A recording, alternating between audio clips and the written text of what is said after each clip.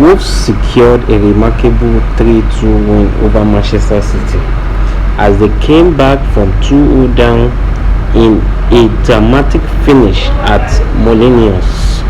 Man City blew a 2-goal lead at Wolves as Raul Jimenez and Madauti netted leads on at Molineux to secure a thrilling 3-2 home victory, with the 10-man champions hope of unsupporting runaway leaders Liverpool taking another huge blow.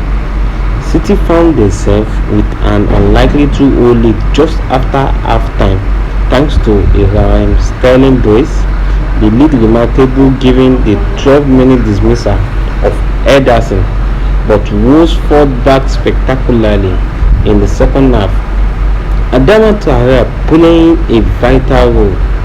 Ederson early sending off left City in a tricky position, though they initially responded well and went ahead to Sterling, the attacker tapping in a penalty rebound after Rui Patricio had saved two of his spot kicks, the first ultimately being retaken due to encroachment.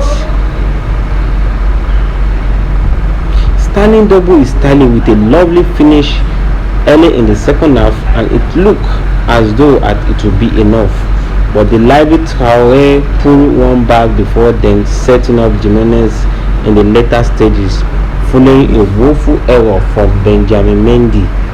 There was still time for a stunning winner as Delty finished off a fine move in style in the 89 minutes to clinch the win. A fine move in style, leaving City, who hit the crossbar to Sterling in stoppage time, 14 points adrift of Liverpool. Wolves finally win on 3-2, all thanks to Adama Traore.